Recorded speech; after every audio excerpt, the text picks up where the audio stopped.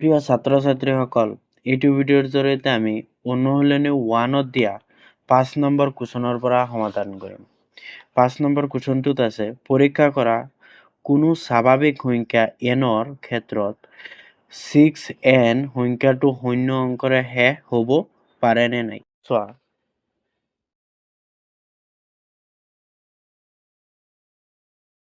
এইটোক আমি এনেকৈ লিখিব পাৰোঁ 6n, 6nক আমি লিখিব পাৰোঁ 6ৰ উৎপাদক কি আছে 3 × 2 আৰু পাৱাৰত n আছে n দিব পাৰোঁ আমি। আৰু ইয়াক কৈছে যে পৰীক্ষা কৰা কোনো স্বাভাৱিক সংখ্যা n-ৰ ক্ষেত্ৰত 6n সংখ্যাটো কি শূন্য অংকৰে শেষ হ'ব পাৰে নে নাই। যদি যে এই সংখ্যাটো কি শূন্য অংকৰে শেষ হৈছে আৰু ইয়াৰ উৎপাদক কি হ'ব 10ৰ উৎপাদক, ইয়াৰ মৌলিক উৎপাদক আছে 2 × 5 আৰু বেলেগ এটা লোৱা, ধৰি লোৱা 50 ক আমি মৌলিক উৎপাদকত ভাঙিলে কি পাম 5 × 10 আৰু 10ক ভাঙিলে আমি কি পাম 2 × 5 5 5 5 গুণ 25 25 2 গুণ কিমান 50 ইয়াক 2 আৰু 5 পাইছোঁ। যদি আমি শূন্য থকা অংককেইটা মৌলিক উৎপাদকত ভাঙো কি পাম 2 আৰু 5 পাম। ধৰি লোৱা 100 এইটোতো শূন্যৰে শেষ হ'ল, ইয়াক 2 × 50 কিমান পাম 2 × 50 আৰু 50ক ভাঙিলে কি পাম 2 × 5 × 5 পাম। এতিয়া চোৱা 5 5 গুণ 25 25 2 গুণ 50 50 2 গুণ কিমান 100। এতিয়া চোৱা ইয়াত কি পাইছোঁ অকল 2 আৰু 5 পাইছোঁ। যদি শূন্য অংকৰে শেষ হয় সেইটোত কি পাম আমি অকল 2 আৰু 5 পাম। ইয়াত চোৱা 6ক যদি আমি ভাঙো কি পাম 3 আৰু কি পাম 2 পাম। ইয়াততো 5 নাই আৰু 6n n কি বুজাইছে ইয়াত স্বাভাৱিক সংখ্যা, যে পাৱাৰত স্বাভাৱিক সংখ্যা। ধৰি লোৱা 6ৰ ওপৰত 2 দিছোঁ, 2 দিলে কি হয় 6 স্কোয়াৰ হ'লে কি হ'ব 36। যদি আমি 6ক ভাঙো কি পাওঁ 2 আৰু 3 পাওঁ। ঠিক তেনেদৰে 36ক ভাঙিলে আমি কি পাম 6 6 গুণ কিমান হয় 36 আৰু 6ক ভাঙিলে কি পাম 2 আৰু 3 পাম আৰু এটা 6ক ভাঙিলে কি পাম 2 আৰু 3 পাম। ইয়াত চোৱা যদি আমি এই 6ৰ মান যদি আৰু বঢ়াই দিওঁ, ধৰি লোৱা 5 ধৰিলে কি হ'ব 2 আৰু 3 পাম। ইয়াত 2 আৰু 5 নাপাম আমি, যে অকল শূন্য থকা যদি লাষ্টত শূন্যৰে শেষ হয় সেই সংখ্যাৰ মৌলিক উৎপাদকত কি ওলাব 2 আৰু 5 ওলাব। ইয়াত এইটোতো 2 আৰু 5 ওলোৱা নাই, এই অংকটো কি হ'ব শূন্যৰে শেষ নহয়। আমি কি ক'ম এই 6n সংখ্যাটো শূন্যৰে শেষ নহয়। এতিয়া লিখিবা যিহেতু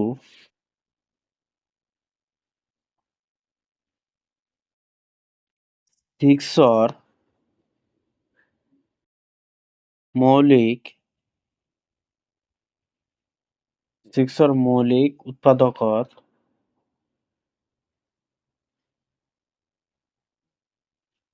2 আছে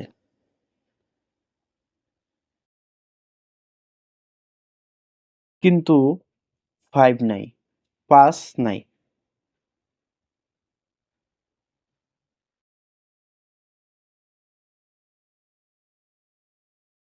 এতেকে আমি কি ক'ব পাৰোঁ যিকোনো স্বাভাৱিক সংখ্যা n-ৰ বাবে 6n সংখ্যাটো কি শূন্য অংকৰে শেষ নহয়। এতিয়া লিখিম যিকোনো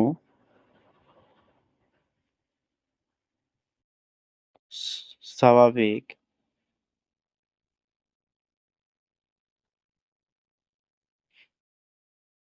n-ৰ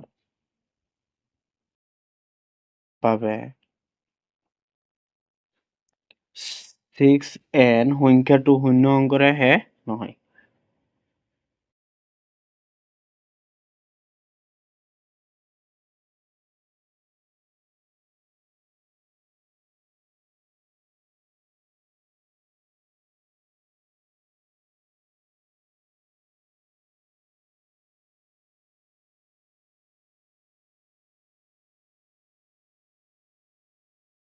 এইখিনি লিখিলে আমাৰ হ'ব।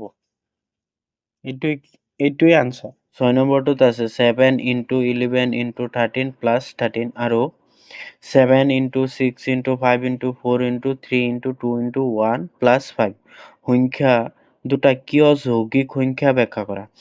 এই দুটা সংখ্যা যৌগিক কিহৰ কাৰণে হ'ল সেইটো আমাক কি কৰিব গৈছে, ব্যাখ্যা কৰিবলৈ গৈছে। চোৱা, আগতে অলপ বুজি লওঁ যৌগিক সংখ্যা কোনবিলাক আৰু মৌলিক সংখ্যা। মৌলিক সংখ্যাটো আমি জানোই, হয় নে নহয়? মৌলিক সংখ্যা আমি গমেই পাওঁ, যিবিলাক মৌলিক সংখ্যাৰ উৎপাদক, মানে মৌলিক সংখ্যা ধৰি লোৱা 3 এটা কি মৌলিক সংখ্যা, ইয়াৰ উৎপাদক কি থাকিব, অকল 1 আৰু সেই সংখ্যাটো কি নিজেই। এনেকুৱা সংখ্যা কি সংখ্যা বুলি কওঁ আমি, মৌলিক সংখ্যা। যি সংখ্যাৰ উৎপাদক 1 আৰু সেই সংখ্যাটো নিজেই হয়, সেই সংখ্যাটো কি সংখ্যা, মৌলিক সংখ্যা। আৰু যৌগিক সংখ্যা 4 এটা কি যৌগিক সংখ্যা, ইয়াৰ উৎপাদক মৌলিক উৎপাদক আছে 2 into 2 আৰু 6 এটা কি হ'ব, সেইটো এটা কি যৌগিক সংখ্যা। এতিয়া চোৱা, এইটো আমি গম পাইছো মৌলিক সংখ্যা আৰু যৌগিক সংখ্যা। যৌগিক সংখ্যাৰ কি মৌলিক উৎপাদক আছে আৰু যৌগিক সংখ্যাৰ মৌলিক উৎপাদক আছে আৰু মৌলিক সংখ্যাৰ কি অকল 1 আৰু সেই সংখ্যাটো নিজেই। এতিয়া চোৱা, এইটো 7 into 11 into 13 প্লাছ কি আছে 13। এইটোক আমি ইয়াৰ পৰা 13 এটা কমন ল'ব পাৰো। 13 কমন ল'লে কি হয় চোৱা, ইয়াত 7 থাকিব, 7 into 11 প্লাছ ইয়াত চোৱা, ইয়াত 13 আছে, 13ৰ পৰা 13 লৈ আহিছো, কি থাকিব, অকল 1 থাকিব। এতিয়া চোৱা 13 ইয়াত পূৰণ কৰিলে 7 11ৰ লগত পূৰণ কৰিলে 77 প্লাছ 1, 13 ইয়াত কি হ'ব ইনটু 78, আৰু আমি 78ক ভাঙিব পাৰো। চোৱা, ইয়াততো 13 কি হৈ আছে, মৌলিক সংখ্যা, ইয়াক আৰু ভাঙিব নোৱাৰিম। আমি 78ক ভাঙি চাওঁ কি হয়। 78 2ৰে 3 বাৰ 9 বাৰ, এতিয়া 3ৰে 3 একবাৰ, 9ৰ মাজত 3 বাৰ। এতিয়া আমি ইয়াত কি কি পাইছো, আগত এই 13 আছে, 13টো লিখিলো ইনটু 78ক ভাঙি পাইছো 2 into 3 into কি 13। ইয়াততো মৌলিক উৎপাদক হিচাপে পাইছো, ইয়াত 13 2 3 আৰু 13 পাইছো। এই সংখ্যাটো কি যৌগিক সংখ্যা, এই সংখ্যাটো কি হ'ব, যৌগিক সংখ্যা। যিহেতু আমি লিখিব পাৰো 7 into 11 into 13 plus 13 সংখ্যাটো কি মৌলিক সংখ্যাৰ উৎপাদক হিচাপে প্ৰকাশ কৰিব পাৰি।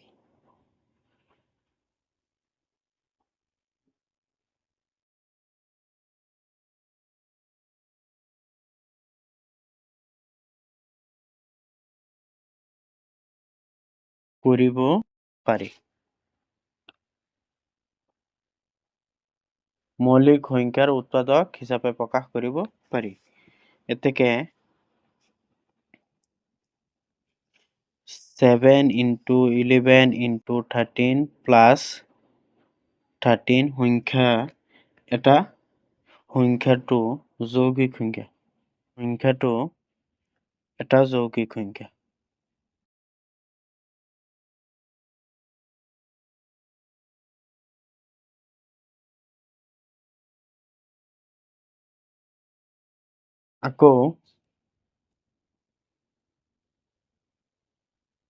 আকৌ ইয়াত আছিল যে 7, এইখিনি কৰিম, এইখিনি চাওক কি হয়।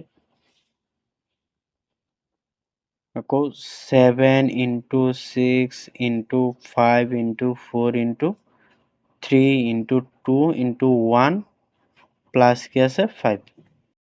ইয়াক কৰিলে চোৱা, ইয়াত 5 আছে, ইয়াত কি আছে 5 আছে, এই দুটাৰ পৰা এটা কমন ল'ম। ইয়াত কি থাকিব 7 into 6 into 5টো লৈ আহিছো, থাকিব 4 into 3 into 2, 1 আমাৰ নালাগে, প্লাছ 5ৰ পৰা 5 লৈ আহিছো, কি থাকিব, অকল 1 থাকিব। এতিয়া চোৱা, ইয়াত পূৰণ কৰিলে কি হয় চোৱা, 6 7 গুণ কিমান 42, পূৰণ কৰিম 42, 6 7 গুণে 42 আৰু 4 3 গুণ 12, 12 2 গুণ কিমান 24 পূৰণ কৰি আমি 4 2 গুণ 8, 4 4 গুণ 16, 4 8 8 10 আৰু 0 7 1 10 ইয়াত আমি পাইছোঁ 1008 প্লাছ 1 5 ইয়াত কি পাইছোঁ 1009 এইটো এটা মৌলিক সংখ্যা 1009 এইটো এটা কি মৌলিক সংখ্যা কিন্তু ইয়াৰ উৎপাদক এটা 5 পাইছোঁ তেনেহ'লে আমি কি ক'ব পাৰোঁ এই সংখ্যাটো এটা যৌগিক সংখ্যা এনেকে লিখিম যিহেতু 7 into 6 into 5 into 4 into 3 into 2 into 1 plus 5 সংখ্যাটোক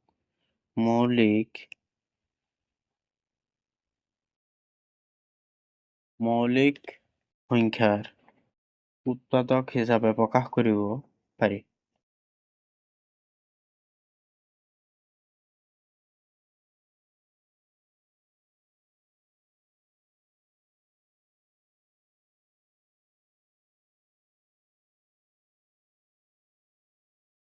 পাৰি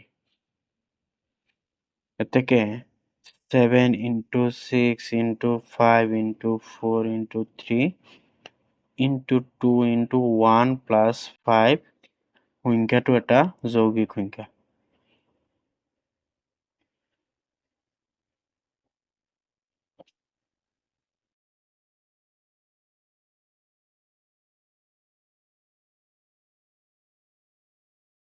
এইটো আমাৰ উত্তৰ হ'ব 7 নম্বৰটো চোৱা এখন খেলপথাৰৰ চাৰিওপিনে এটা বৃত্তাকাৰ পথ খেলপথাৰখন গাড়ীৰে এবাৰ ঘূৰিবলৈ ছোনিয়াৰ 18 মিনিট লাগে য'ত একেটা ঘূৰোতে ৰবিৰ লাগে 12 মিনিট ধৰা তেওঁলোকে একেটা বিন্দুত একে সময়তে আৰু একেটা দিশত যাত্ৰা আৰম্ভ কৰিলে কিমান মিনিট পিছত তেওঁলোক আকৌ আৰম্ভণি বিন্দুটোত লগ লাগিব ইয়াত কৈছে যে এটা বৃত্তাকাৰ পথ আৰু বৃত্তাকাৰ পথ কি গাড়ীৰে এপাক ঘূৰিবলৈ ছোনিয়াৰ কিমান সময় লাগে 18 মিনিট ৰবিৰ এপাক দিবলৈ কিমান সময় লাগে 12 মিনিট এতিয়া কৈছে যে যদি সিহঁতে একেটা দিশত আৰু একে সময়ত যাত্ৰা আৰম্ভ কৰে মানে কিমান মিনিট পিছত সিহঁতে সেই আৰম্ভণি বিন্দুত একেলগ লাগিব মানে চোৱা এনেকুৱা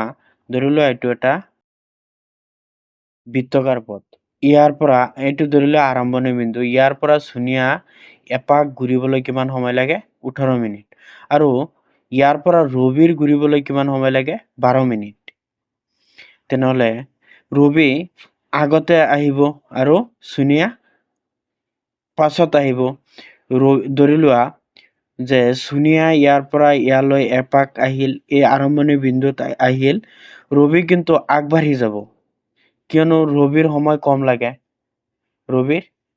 কম লাগে সেইকাৰণে ৰবি কি হৈ যাব আগবাঢ়ি যাব যেতিয়া আকৌ ছোনিয়া মানে এইটো আৰম্ভণি বিন্দুত আহিব আকৌ ৰবি ইয়ালৈ আগবাঢ়ি যাব যেতিয়া আকৌ ঘূৰি আহিব ইয়ালৈ আহি যাব ছোনিয়া যেতিয়া আকৌ আৰম্ভণি বিন্দুত আহিব এটা সময়ত আহি সিহঁত দুয়োজন কি হ'ব এই আৰম্ভণি বিন্দুত লগ পাব আৰু এইটো অংকক আমি এনেকৈ কৰিম চোৱা যে এবাৰ ঘূৰিবলৈ ছোনিয়াৰ সময় লাগে এনেকৈ লিখিম এবাৰ ঘূৰিবলৈ ছোনিয়াৰ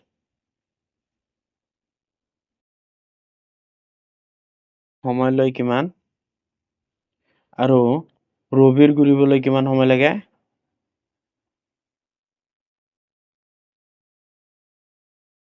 ৰবিৰ সময় লাগে কিমান 12 মিনিট ৰবিৰ কিমান সময় লাগে 12 মিনিট আৰু ছোনিয়াৰ কিমান সময় লাগে 18 মিনিট যদি আমি এই দুয়োটাৰ লসাগু তেনেহ'লে ওলাই যাব সিহঁতে এই আৰম্ভণি বিন্দুত সিহঁতে আকৌ কেতিয়া একলগ হ'ব মানে কিমান সময় পাছত সিহঁতে আহি আৰম্ভণি বিন্দুটোত লগ পাব এতিয়া আমি 18 আৰু 12 লসাগু উলিয়াই দিম চোৱা 18ক আমি ভাঙিব পাৰোঁ 2 9 গুণে কিমান 18 2 ইনটু আৰু 9ক ভাঙিব পাৰোঁ আমি 3 ইনটু 3 এতিয়া চোৱা 3 3 গুণে 9 9 2 গুণে 18 আৰু 12ক ভাঙিব পাৰোঁ আমি 12ক 6 2 গুণে কিমান 12 আৰু 6ক ভাঙিব পাৰোঁ 2 ইনটু 3 এতিয়া চোৱা 3 2 গুণ 6 6 2 গুণে 12 এতিয়া লসাগু উলিয়াম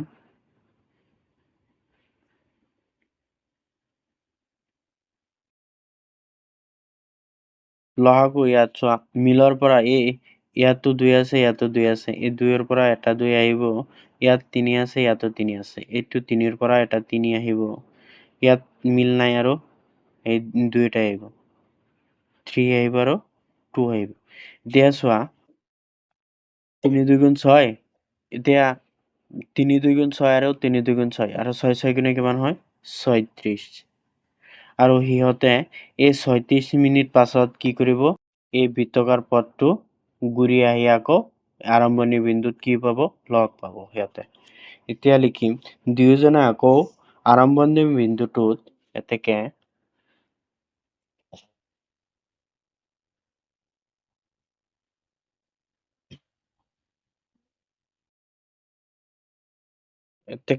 দুয়োজনে আকৌ আৰম্ভণি বিন্দুটোত লগ লাগিব কিমান 36 মিনিট পাছত এইটোই আনসাৰ